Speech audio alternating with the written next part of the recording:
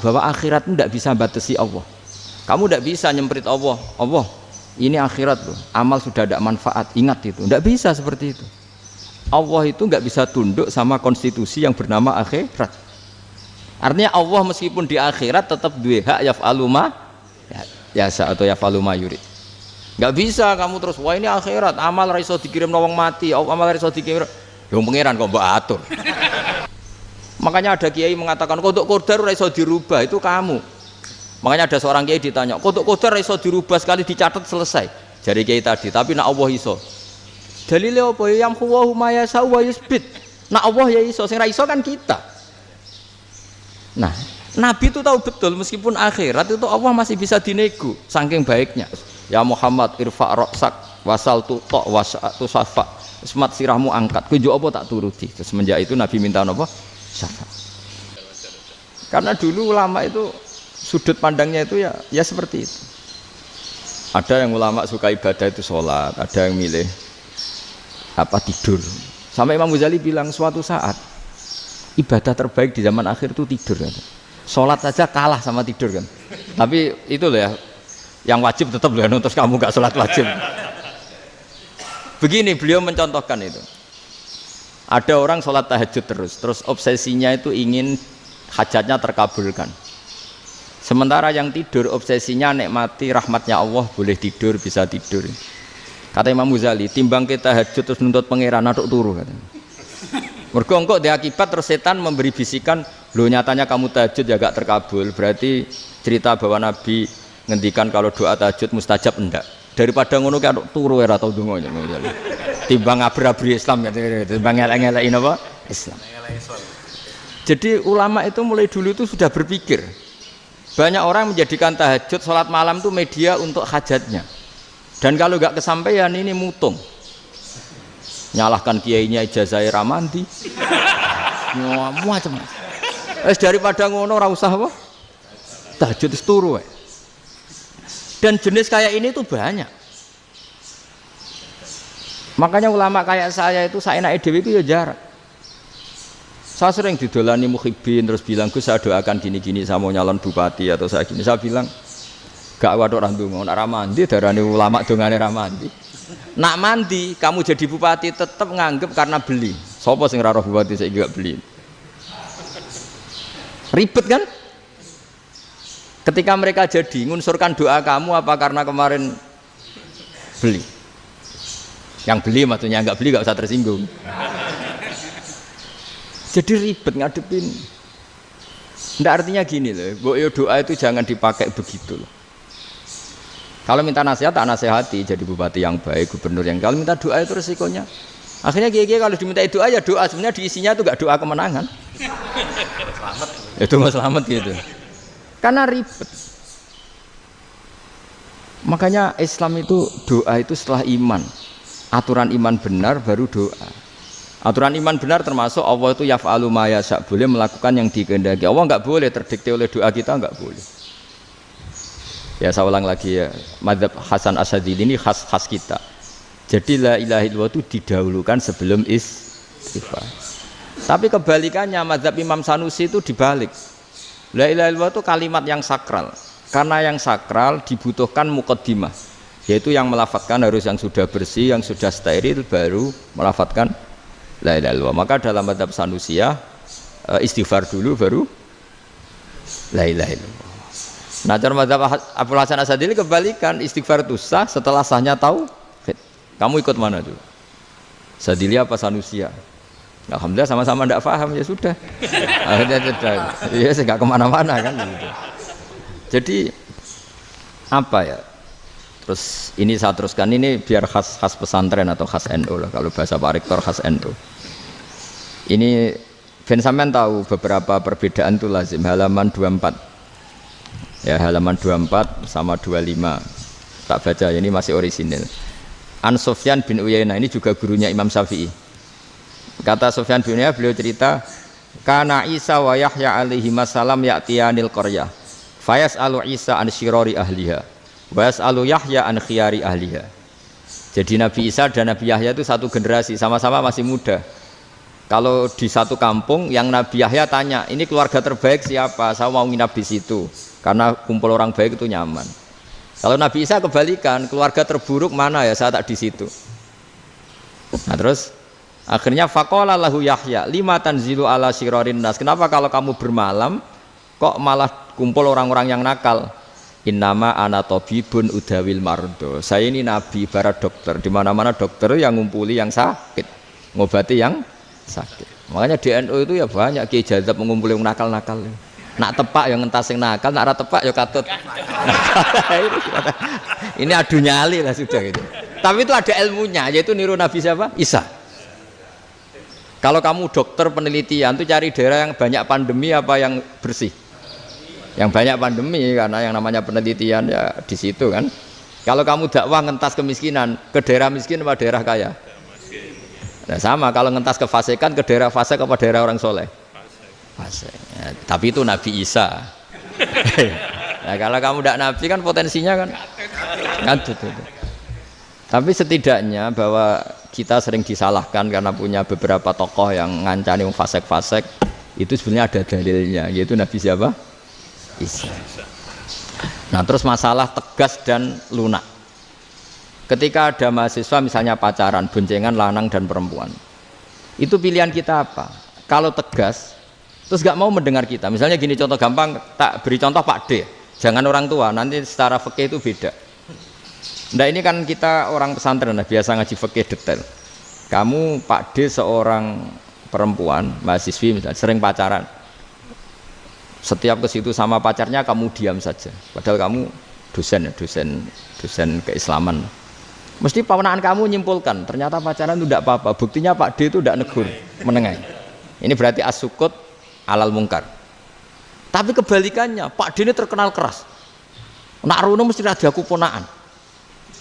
Akhirnya yura rono. Mesti ngerti nak mesti diamuk. Nah, dua orang ini sama-sama gagal kan? Yang lunak menjadikan ponaannya pacaran terus karena enggak negur sehingga dikira membolehkan. Sing keras juga agak sempat bina wong rono era wani. Akhirnya dua orang ini sama-sama enggak ketemu, sama-sama enggak berkesempatan membina kan? Gagal membina kan? Karena yang keras ponaannya enggak pernah situ, berarti enggak bisa bina kan? Yang lunak membiarkan berarti juga ada bina. Nah, Islam itu antara dua itu. Ya agak terlalu lunak, enggak terlalu keras. Karena kalau terlalu keras, misalnya ada kiai terlalu keras, lu masyarakat mau tanya itu gimana? Lari kan? Lu saya ini punya pengalaman pribadi. Saya ini kan kecelok orang alim. Itu kalau pernah ya saya itu berusaha ya pokoknya ya umumnya orang alim lah. Tenang, terus anteng, enggak gejlok-gejlokan. Itu enggak ada yang tanya. Saya mimpi ketemu beberapa ulama itu disalahkan. Terus umat saya kalau mau tanya itu ke siapa? Wong alim wis wibawa, meneng tambah banget wibawane. Bala Quran sering gojlok rektor macam-macam. Terus wong wanita kok, saya biasa ke pasar pandangan dicegot orang. Gus, putri saya itu sering keluar darah tapi melebihi batas haid gini-gini. Kalau badhe sowan jenengan, gak usah sowan ning kene mbek ngadeg-ngadegan. Terus tanya, yang haid berapa hari, Gus? Ya supaya rudat ilal adat. Adat sebelum dia punya penyakit istihadah itu berapa? 6 hari ya sudah, kembali 6 hari lainnya mustahadah, tetap sholat, tetap normal. Tapi kalau saya wibawa, moro pasar gue tasbih seduwilu. Iku mesti wong salaman njaluk donga yakin. Tapi baru kayak rada uraan ketemu wong-wong, dol pening ndi? Mak pening ndi? Gus beneran Gus ketemu jenengan kula wingi badhe tuwa kok. Akhirnya tanya. Dadi uraanku iku amdan. Lho nek sampean asli, iki asli uraan. Karena ndak uraan lah tetap ndak wibawa kan. Jadi baru kayak uraan itu ya banyak. Saya itu kalau ngantor di Jogja itu banyak orang yang tanya. Ya biasa tuh tanya macam-macam. Karena saya uraan. Ke pasar ya orang, bahkan di bis sering ketemu orang. Wah beneran Gus kalau badhe sowan jenengan badhe tanya ini. Ya sudah di sini aja. Jadi semua itu diilmoni. Nabi itu punya sisi yang dua-duanya jalan. Memang beliau luar biasa, dipilih Allah yang luar biasa. Nabi ketika wibawa itu banyak sahabat yang bahkan mengenali wajahnya aja tidak bisa. Ka'anna ala ru'usihim at-thair. Bayangannya seakan-akan di kepalanya itu ada burung yang takut terbang. Saking antengnya. Tapi Nabi sekali mengeluarkan job, sekali santai, itu sahabat tanya itu sampai yang nggak pantas ditanyakan. Nabi saya tadi kumpul istri saya, tapi tidak inzal, itu wajib mandi ndak?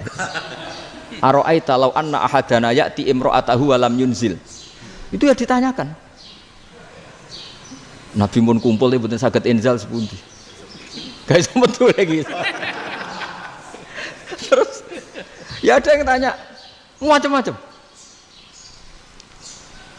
Ya saking ada sahabat dipanggil Nabi tambah lari, dipanggil lagi tambah lari. Panjenengan nyeluk, oh pas kula kumpul bojo kula. Lah kula kuwatir jenengan orang suci, saya belum mandi, makanya saya lari. Nabi ngendikan innamal mukmin thahir, ya nak masalah ketemu kiai ra apa-apa ijek junub. Sementing kok nak salat ya dhisik. Tapi Nabi sekali pakai madzahirul jalal, tapi pakai wibawanya, itu orang enggak berani ngomong. Tapi sekali Nabi rileks, itu orang bisa tanya apa saja, termasuk halal yang enggak pantas. Loh, ada sahabat itu tanya lucu, tanya Maimunah. Maimunah itu ya cantik tapi sudah agak tua lah. Maimunah, ya umal mukminin, hukumnya ngambung bojo pas Ramadan piye? Wah gak roh aku, gak tahu diambung kan Nabi pas Ramadan. Tanya Saudah, wah malah orang-orang diambung. Kalau Saudah itu kan wis tuwa itu. Lucunya istrinya jawab, tanya Aisyah yang mungkin Nabi. Iya, yang mungkin tanya Aisyah. Itu yang usul ya istrinya Nabi Maimunah. Selalu Aisyah. Tanya Mbak Aisyah.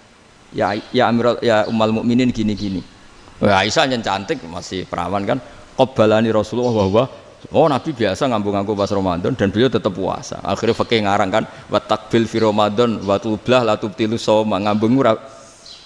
Iku ya udah biasa di sini. Ya nasi bojone ayu. Ndak ini artinya seasik itu. Jadi garwane Nabi sing ngrasa rodok tuwa. Wah, aku ora tahu. Kok Aisyah. Serilek itu dulu itu.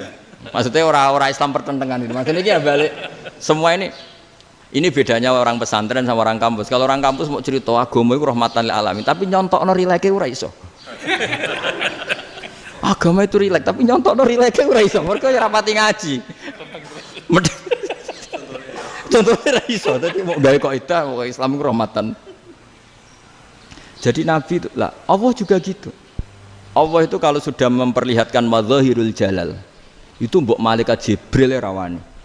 Ketika Allah dengan madzahirul jalal. Tapi kalau Allah dengan madzahirul jamal, madzahirul apa? Jamal. Iku ya gojol-gojol kan ambek makhluk gojol. Ya buli-bulian cara sakniki. Ya sampean delok ning hadis syafaat itu, akhiru man dakhalal jannah atau akhiru man kharaja minan nar, itu di beberapa judul. Ada seorang rojul yang ahli neraka ya, dintas mbek pangeran terus didudono swarga. Gusti, swarga sengiler tok ora wong wayu roh wis ngiler tok. Ngger njaluk Gusti mosok roh tok ora oleh mlebu. Jarimu asal mlebu metu kon neraka ora njaluk-njaluk meneh. Sumpah lho ya, gak njaluk apa-apa meneh. Mboten Gusti. Sekali saya keluar dari neraka ndak akan minta apa-apa lagi. Wis. Wallahi, wallahi. La as'alu ghairaha. Mesti ghaira khoslah, ghaira tilkal khoslah. Ya niku pokoke selain keluar dari neraka saya ndak akan minta lagi.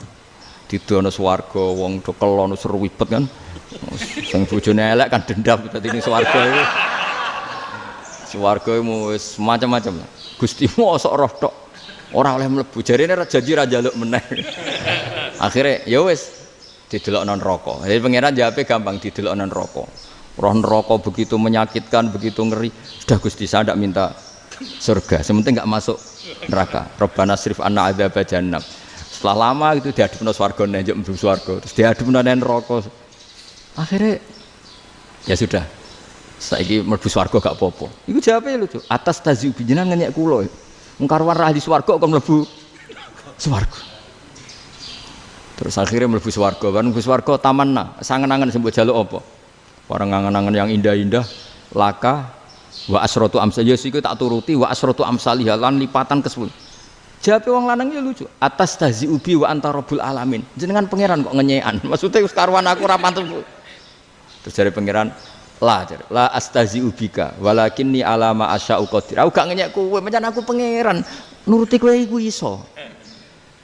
Jadi Allah sendiri ketika dengan madzahirul jamal itu malaikat ya ono sing wani bantah. Masyhur itu kan malaikat sing bantah pangeran ataj alufiya mayufsidu fiya wasfikut. Karena Allah dengan madzahirul jamal. Sing paling masyhur Nabi Musa. Nabi Musa itu ketika Nabi Mi'raj. Nabi Mi'raj itu beliau kira-kira di langit keempat lah yang masyhur atau kelima. Ngelangkai. Nabi Musa menangis, ya Rabbi ini apa-apaan? Orang sing ja'a ba'di kemudian melangkai makom saya ini apa-apaan? Dan Nabi Muhammad kan apapun hebatnya kan junior. Kok melangkai makom saya ini apa-apaan? Enggak fair. Sampai Nabi Muhammad itu tanya gini sama Jibril. Reaksi Allah gimana ketika melihat Musa seperti itu? Jawab malaikat Jibril lucu. Ya rohidatahu, Allah sapal gayane Musa. Biar. Jadi lucu. Ya dibiarin aja sama Allah.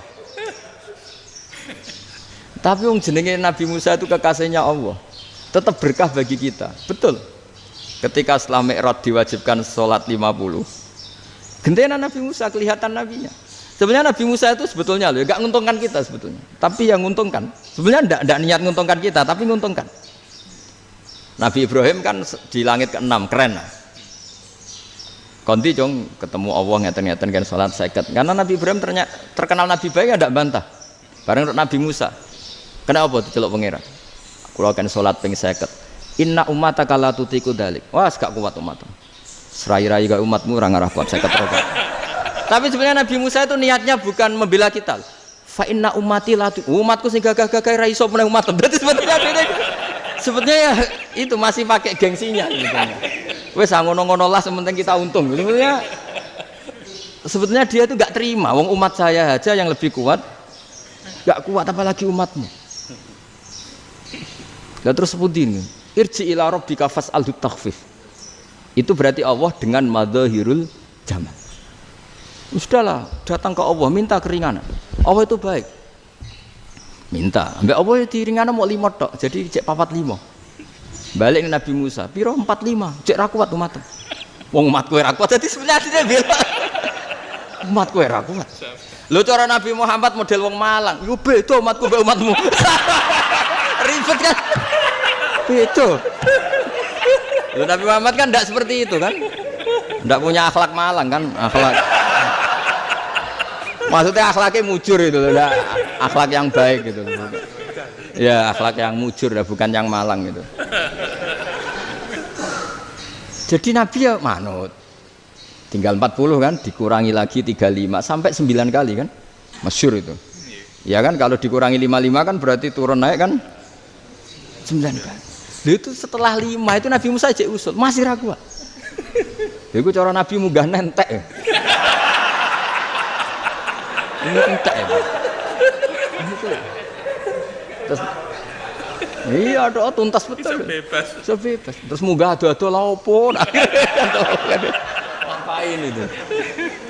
Akhirnya Nabi Muhammad sudah sampun ya kalimah Allah, saya ini malu sama Allah Musa. Sudah 9 kali dan diturutin terus. Jadi Allah kalau dengan madzahirul jamal itu Nabi Musa biasa nego sama Allah. Tapi ketika Allah dengan madzahirul jalal itu Nabi Musa enggak berani. Yaitu di hadis syafa'ah. Hadis syafa'ah ketika manusia datang ke Nabi Adam, ya tuna Adam. Ya Adam anta abul basar ngene isfa'li ana inda rabbik. Kamu saya minta mensafaati kita. Nabi Musa, Nabi Adam ya inna rabbi qad ghadibal yawma ghadaban lam yaghdab qablahu mislah wa la yaghdab ba'dahu mislah. Ini Allah sedang murka besar dan tidak akan murka seperti ini lagi. Sudah saya tidak berani, nafsi. Nabi Ibrahim enggak, termasuk Nabi Musa ketika itu ya enggak berani. Karena Allah dengan madzahirul jalal. Itu Nabi Musa enggak berani. Sudah saya sendiri itu pernah salah. Yaitu saya membunuh seseorang yang enggak disuruh oleh Allah membunuh itu. Yang pas jotosi orang Kipti. Akhirnya datang ke Nabi Muhammad. Pas ke Nabi Muhammad Allah dengan madzahirul jamal. Apa dengan madzahirul jamal sampai Kanjeng Nabi ngendikan analah saya akan memintakan syafaat kalian.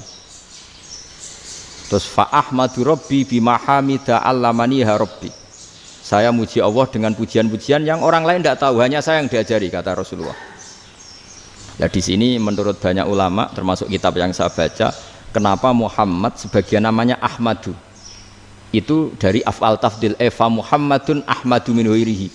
Muhammad Rasulullah itu kalau muji Allah di atas cara mujinya nabi yang lain. Jadi Ahmadu bukan dari fi'il mudhari' lil mutakallim tapi dari af'al apa? Tafdil. Fa Muhammadun ahmadu min ghairihi. bahwa Kanjeng Nabi Muhammad SAW itu cara mujinya Allah di atas pujian para nabi. Makanya di sini Sayyid Ali Zainal Abidin kalau muji hamdal hamidin wa fauqa hamdil hamidin. Jadi pujian saya ini di atas rata-rata cara mereka apa? Memuji. Yaitu sirinya apa? Nabi itu tahu bahwa akhirat itu tidak bisa batasi Allah. Kamu tidak bisa nyemprit Allah. Allah, ini akhirat loh. Amal sudah ada manfaat. Ingat itu. Tidak bisa seperti itu. Allah itu nggak bisa tunduk sama konstitusi yang bernama akhirat. Artinya Allah meskipun di akhirat tetap duwe hak yaf'alu ma yasa atau yaf'alu ma yurid. Nggak bisa kamu terus wah ini akhirat amal ra iso dikirim wong mati, amal ra iso dikirim. Yo pangeran kok mbok atur. Kalau kita yang mengirimkan nggak bisa, tapi kalau Allah tetap bisa. Makanya ada kiai mengatakan kodok qadar ora iso dirubah, itu kamu. Makanya ada seorang kiai ditanya, kodok qadar ora iso dirubah sekali dicatat selesai. Jadi kiai tadi, tapi nak Allah iso. Dalile apa yang huwa ma yasha wa yusbit. Nak Allah ya iso, sing ra iso kan kita. Nah, Nabi itu tahu betul meskipun akhirat itu Allah masih bisa dinego saking baiknya. Akhirnya Nabi sujud, masyhur itu terus, ya Muhammad irfa' ra'sak wasal tu ta wasatu safa. Semat sirahmu angkat, kunjuk apa tak turuti. Terus semenjak itu Nabi minta apa? Syafaat. Jadi makanya terus banyak GNU sing macam-macam lah. Sing ana sing potongane wedi terus hati-hati. Niku berarti makome Madzahirul Jalal. Ana sing amen guyon nek makome Madzahirul Jamal. Ana sing ra jelas ngene iki, sing ra jelas. Nak guyu buanter kok nak nangis yo buanter. Jebule urusan utang. Lah ini sudah yang udah. Jadi makanya yang rileks saja. Sebenarnya agama ini santai, rileks karena agama ini harus bifarohin wasururin. Enggak boleh agama ini dibawa dengan kekerasan, dengan antisosial. Karena agama ini harus kul bi fadlillah bi rahmati fa bidzalika falyafrahu. Harus senang, harus rileks. Makanya saya jadi kiai itu senang takutnya gini. Sekali saya tidak senang jadi presiden buruk. Ternyata ada dua ngalim raina, itu contohnya. Sampai merengut, terus uripe susah. Nanti orang tidak berani jadi orang alim. Makanya saya buktikan bahwa saya lebih bahagia dibanding rektor. Nanti orang ingin jadi rektor semua, nggak ingin jadi orang alim. Iya, makanya ini kan bentuk kearifan lah.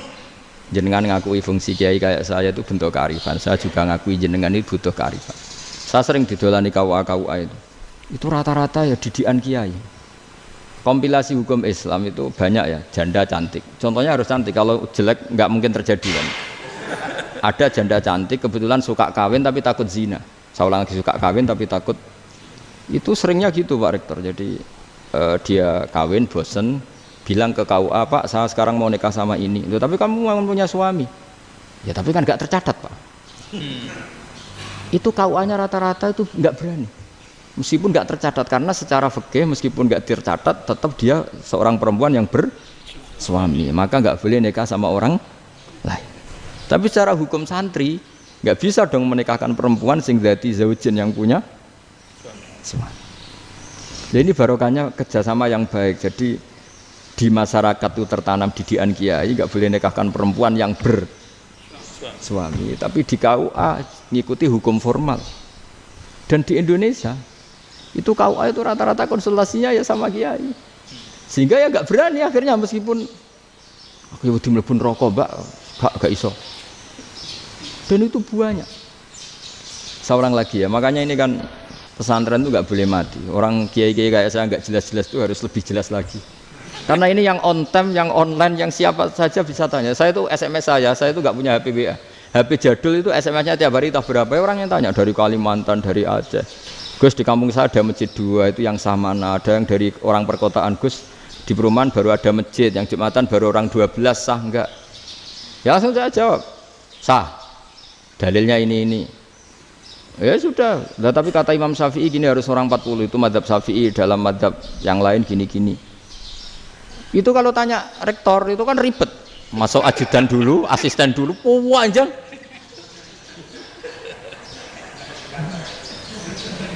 Wah itu kan ribet kan? Manggil dosen dekan VAI dipanggil, dekan VAI nggak mau langsung jawab, cari dosen yang nekuni itu. Usul fikih saya nekuni itu baru seminar, nunggu dulu mbak ini orangnya baru. Kok panjang ya? Bisa tutup Islam kalau kesuwen.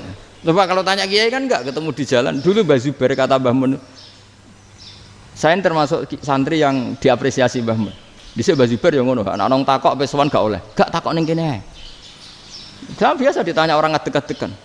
Ya alhamdulillah ilmunya cukup, kalau gak cukup ya kok sik. Jadi sebetulnya orang sopan itu ya agak-agak ada yang ditutupi sebetulnya. Mboten prayogi teng dalan nginjang mawon matur. Ya sebetulnya ya sebenarnya memang ilmunya agak cukup gitu. Tapi itu sebenarnya secara fikih itu haram, menunda itu haram. Yo haram tuh, coba bayangkan ya, kalau tanyanya sekarang, Gus saya ini sudah keluar darah 1 bulan penuh, padahal normalnya hanya 6 hari. Saya nanti sholat enggak? Kalau nginjang mawon dugi kula, berarti kan hari ini belum ada keputusan. Sholat apa enggak kan? Tapi karena modus tadi, boten prayogi nggih ngendikan ngoten teng dalan nginjang tengen kula. Itu kemungkinannya 2, sopan atau goblok, itu saja. Kayaknya kalau sopan enggak lah. Kayaknya enggak lah kata.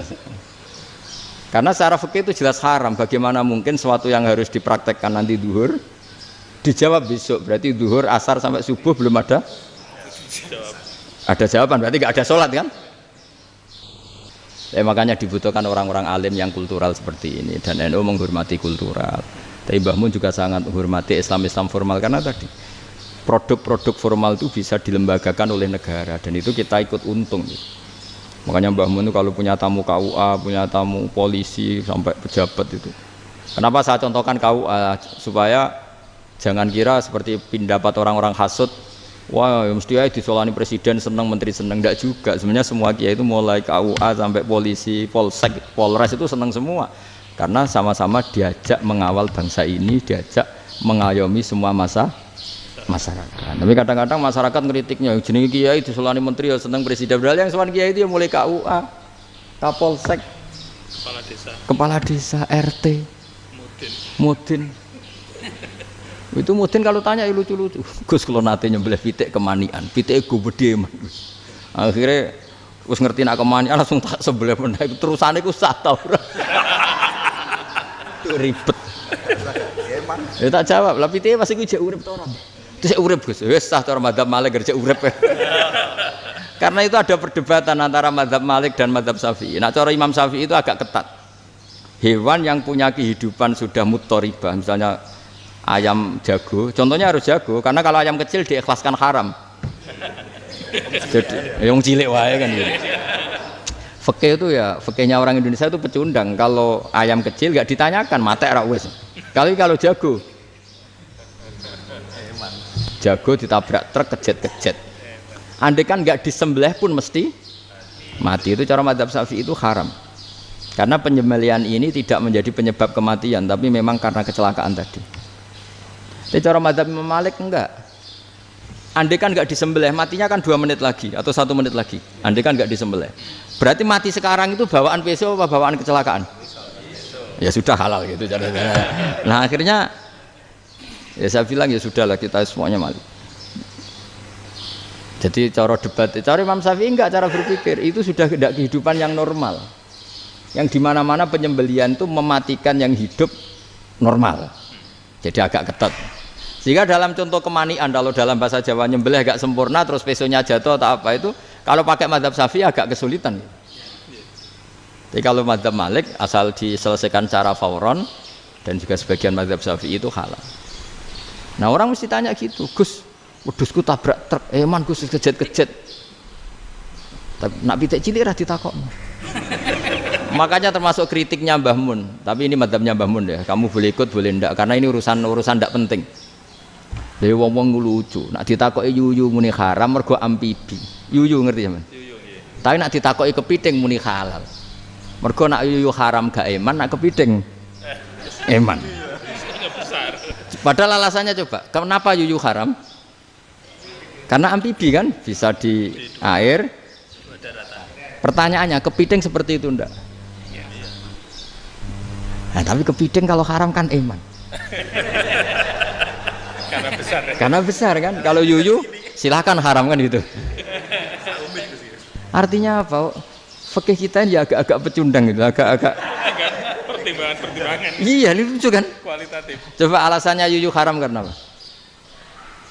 Amfibi kan? Hidup dua alam. Pertanyaannya kepiting seperti itu enggak? Iya. Iya, kenapa kalau orang tanya, yuyu haram apa halal? Rata-rata jawab haram. Tapi kalau kepiting mulai khilaf. Loh mestinya kan sama kan? Nah itu Karena unsur imannya. iya tadi. Saya juga sering melihat tonggo-tonggo itu. Ayam cuwilik sakmene ketabrak truk, enggak ada yang tanya. Tapi saya pernah jalan-jalan di Naruan sini. Ono jago ketabrak, sing duwe langsung marani kula pas saya naik motor. Gus ini halal apa haram? Nak langsung kula sebelah halal apa haram? Wis kanggo kowe halal ya halal. Karena saya tahu tak jawab haram mesti kecewa itu. Aduh. Akhirnya kiai ini beratnya kan. Ya akhirnya ya saya setelah itu mate Imam Syafi'i ngapunten umat kula tuh nu ora siap mangke madhabe jenengan tuh ndak siap. Tidak sama. Iya kan akhirnya pakai madhabnya Imam Malik tadi. Ya tak Fatihah Imam Syafi'i ini mboten niat nglawan jenengan. Tapi ngobati tiang eman. Mergo pitike besar itu. Jadi ini kan cerita ya itu makanya yang rileks saja lah bahwa Islam ini yang rileks, yang menyenangkan karena ya agama ini harus menyenangkan. Raditu billahi robba. Raditu itu seneng banget, ridho itu puas. Enggak boleh beragama pertuntungan terus emosinan, ya marem atau raditu itu marem jadi yang nyaman. Ya saya kira demikian. Assalamualaikum warahmatullahi wabarakatuh.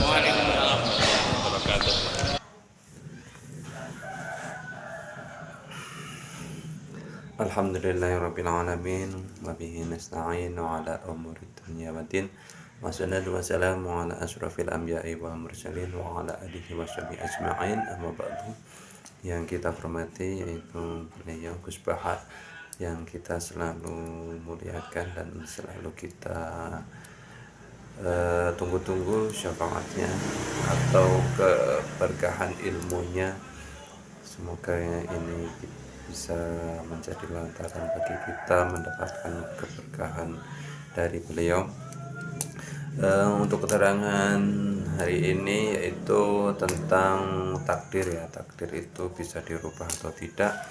Walaupun kita sudah berusaha atau kita semaksimal mungkin untuk mendapatkan apa yang dicita-citakan kepada kita, entah itu kita tadi dari keterangan Gus Bahar, walaupun kita sudah melakukan sholat hajat dan ada juga yang sering tidur gitu kan, kalau kita berusaha juga pasti Allah akan memberikan apa yang akan kita cita-citakan ya. Semoga apa yang kita mau, apa yang kita inginkan semoga tercapai semua. Yang penting kita yakin kepada Allah Subhanahu wa taala yang segala hal apa yang Allah berikan kepada kita pasti akan dikabulkan oleh Allah Subhanahu wa taala. Sekian dari saya akhiri. Assalamualaikum warahmatullahi wabarakatuh.